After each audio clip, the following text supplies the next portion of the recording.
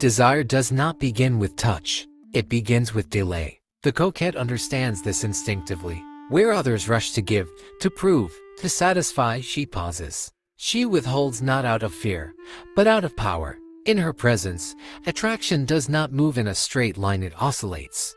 Forward, backward, warmth, then distance, hope, then uncertainty. This rhythm is deliberate, and once felt, it is impossible to escape. At first, the coquette appears inviting. She opens a door just enough for longing to step inside. A smile that lingers a fraction too long. A look that suggests recognition, as if she sees something rare and unspoken in you. Her attention feels personal, selective, earned. You feel chosen, distinct from the rest. This is the bait, and it is intoxicating. But just as desire begins to rise, she cools. Not abruptly, not cruelly. She simply redirects her energy. Her replies slow. Her presence becomes intermittent. The intimacy she hinted at now feels suspended. You are left hovering in anticipation, replaying moments, searching for meaning. The mind, desperate to resolve uncertainty, fills the silence with fantasy. You imagine what might come next. You invest emotionally not because she demanded it, but because she invited it, and then stepped away. This is the first lesson of the coquette. What is delayed grows stronger. She never denies desire outright. That would end the game. Instead, she acknowledges it indirectly. She allows just enough hope to survive the frustration. A brief message after a long silence. A moment of vulnerability that feels like a crack in her armor. A hint that timing, not lack of interest, is the only obstacle. These gestures reset your faith. They convince you that reward is close, just not yet. And so you wait. Waiting becomes devotion. Anticipation sharpens perception. Every interaction feels charged because it is scarce. You begin to value her attention disproportionately. A single compliment outweighs hours of effort from others. A brief encounter lingers longer than extended intimacy elsewhere. She has redefined your scale of pleasure. The coquette also understands that desire is not always physical. She promises many rewards, often without naming them. Pleasure, yes, but also validation, status, emotional elevation. To be chosen by her feels like proof of worth. To be close to her feels like assent. Even rejection from her carries weight, because it implies standards. This is why people compete for her without being asked. She never needs to demand pursuit. Her absence provokes it naturally. Crucially, she never appears desperate for attention. She seems complete, absorbed in her own world. This independence is magnetic. It suggests that proximity to her is a privilege, not a right. Those around her feel the imbalance immediately. They give more. They just more. They wait, and waiting transforms them. The longer the delay, the greater the investment. Time, effort, emotional energy all accumulate. Walking away begins to feel costly. The coquette has done nothing overt to trap anyone, yet her targets feel bound. They are chasing not just her, but the version of themselves that feels more alive in her orbit. Her alternating heat and coolness is never random. She warms when distance threatens to turn into detachment. She cools when closeness threatens to turn into certainty. She senses shifts intuitively. Like a master musician, she adjusts tempo to keep tension alive. The goal is not climax, it is continuation. Because the coquette does not want resolution. Resolution ends desire. She wants longing to stretch, to deepen, to become self-sustaining. And so, at the very beginning of her seduction, she establishes the pattern that will define everything to come. Promise without delivery, intimacy without possession, hope balanced carefully against frustration.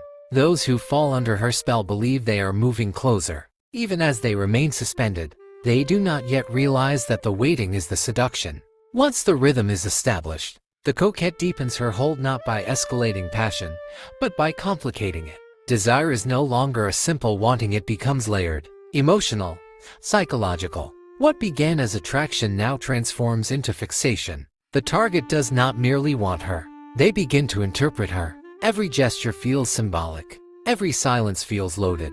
She has shifted desire from the body into the mind, where it multiplies endlessly. At this stage, the coquette introduces contradiction. She reveals warmth at moments when it feels unexpected. Just as the pursuer begins to doubt, she softens, laughs more openly, shares a secret, offers a glimpse beneath the surface. This intimacy feels earned, almost sacred. It creates the illusion of progress. The target believes they are moving closer, that persistence is being rewarded. Hope swells again. Then, just as subtly, she retreats. The retreat is never dramatic. That would expose intent. Instead, it feels circumstantial. She is busy, distracted, emotionally elsewhere. The warmth fades into ambiguity. The pursuer is left off balance, trying to reconcile the closeness they felt with the distance that followed. The emotional whiplash intensifies attachment. The nervous system begins to associate her presence with heightened arousal, anticipation, anxiety, longing, all tangled together. This is where the coquette's power becomes addictive. She trains others to wait well, to accept uncertainty as normal, to read meaning into fragments. Over time, the pursuer's emotional center of gravity shifts. They begin to regulate their mood around her availability. A message from her lifts their entire day. Her absence dulls everything else. She has not demanded this devotion, it has emerged naturally, shaped by alternating reward and restraint. The coquette also understands the importance of selective vulnerability. She never exposes everything. She offers just enough fragility to inspire protectiveness, just enough depth to suggest complexity. A story of past disappointment, a moment of doubt, a hint that she has been misunderstood. These revelations make her feel human, reachable yet still elusive. The pursuer believes that with enough patience, enough sensitivity, they might be the one who finally understands her. This belief is intoxicating. She encourages it without confirming it. She listens deeply, reflects emotions back with uncanny precision. In her presence, the pursuer feels seen, even special. She mirrors their desires, their values, their emotional language. This creates intimacy without commitment. They feel bonded, yet nothing concrete has been promised. The attachment grows in a vacuum, sustained by emotional resonance rather than reality. Crucially, the coquette allows desire to remain unfinished. Physical closeness may approach, but never fully land. If touch occurs, it is brief, suggestive, charged but incomplete. A hand withdrawn too soon. A kiss that ends just as intensity peaks. These moments leave the body craving resolution that never arrives. The memory of near pleasure becomes more powerful than pleasure itself. She also permits rivals to exist, not overtly, but implicitly. Others hover in her orbit. Their presence introduces scarcity and competition. The pursuer feels pressure without instruction. They compare themselves, escalate effort, become more attentive, more giving. The coquette never asks for this. She simply allows the dynamic to unfold, benefiting from the heightened desire it produces. At this stage, the pursuer begins to rationalize imbalance. They excuse her distance. They justify her inconsistency. They tell themselves stories. She is complex. She is sensitive. She needs time. Each justification deepens investment. Walking away now would mean admitting that the effort, the waiting, the emotional labor were misdirected, and that admission feels unbearable. So they stay. The coquette's alternating heat and coolness has now rewired expectation. Stability feels boring. Certainty feels dull. Only tension feels alive. She has reshaped desire into a cycle of anticipation and restraint, pleasure and denial. And the more time passes, the harder it becomes to imagine life without that cycle. She has done nothing extreme. She has not seduced through excess, but through precision, through timing, through restraint, through the quiet confidence of someone who knows that the strongest bonds are not forged by fulfillment, but by longing. By now, the target is no longer chasing a person. They are chasing a feeling. At this stage, desire is no longer conscious. It has slipped beneath reason and settled into instinct. The pursuer may believe they are choosing to stay, choosing to wait, but the choice has already been made for them. The coquette has crossed the threshold where attraction becomes orientation. Their emotional compass now points toward her, even when she is absent. This is where the coquette tightens the knot, not by pulling harder, but by loosening her grip. She becomes unpredictable in a subtler way, not hot and cold in obvious swings, but in depth. One moment she feels profoundly intimate, emotionally naked, intellectually aligned, spiritually close. The next, she feels distant in a way that is almost philosophical, as if she has stepped into another inner world where the pursuer cannot follow. This distance is not rejection, it is elevation. She appears to be operating on a plane just beyond reach. The pursuer senses this shift immediately. They feel they must rise to meet her, become more interesting, more patient, more refined. They begin to edit themselves unconsciously, choosing words more carefully, curating stories, suppressing need. The coquette never asked for transformation, yet it happens. Desire reshapes identity. To be worthy of her attention feels like self-improvement, and so devotion disguises itself as growth. This is one of her most dangerous effects. She creates the illusion that pursuit is not submission, but evolution. Meanwhile, she continues to ration herself with exquisite care. Her presence arrives in concentrated doses. When she appears, she is fully there, attentive, warm, disarmingly focused. These moments feel rare and precious. They restore faith. They convince the pursuer that everything they have endured was meaningful, that something real is unfolding. Then she recedes again. Not entirely, never entirely, just enough to reopen the ache. This cycle destabilizes the emotional baseline. The pursuer begins to crave not happiness, but relief. Relief from uncertainty, relief from waiting, relief from the constant low-level tension she sustains. And the cruel brilliance of the coquette is that she alone seems capable of providing that relief, yet she never quite does. She also introduces moral complexity. She may express guilt about the imbalance. She may acknowledge the pursuer's patience, their devotion, their frustration.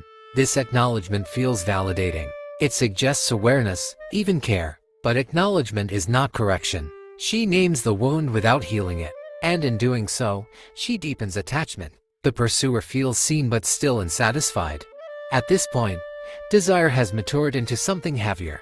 It is no longer playful longing. It is emotional investment. The pursuer has imagined futures, rehearsed conversations, constructed meanings. They have defended her to others. They have internalized her rhythm so deeply that separation feels disorienting. She has become a reference point how things should feel. The coquette senses this dependency instinctively. Now she becomes careful. She avoids total withdrawal that would break the spell. She also avoids full surrender that would end it. Instead, she hovers at the edge of availability. Always almost. Always soon. She frames obstacles as temporary, external, solvable with patience. Timing becomes the villain. Circumstance becomes the excuse. Hope remains alive, just barely. This is the cruel mercy of the coquette. She keeps longing, breathing. The pursuer may attempt to regain control. They may pull back, test distance, attempt to reverse roles. The coquette responds gently, even warmly. She senses the shift and offers just enough reassurance to prevent detachment. A message, a memory, a reminder of connection. She never panics, but she never relinquishes control. Control, for her, is not dominance. It is gravity. By now, the pursuer is no longer certain what they want her, or the resolution she represents. Desire has fused with narrative. She is no longer just a person, but a symbol of fulfillment, validation, emotional completion. Losing her would mean losing the story they have been living inside, and so they remain suspended. This is where the coquette's seduction reaches its most refined form. She no longer needs to act. The system sustains itself. Anticipation feeds longing. Longing feeds hope. Hope feeds patience.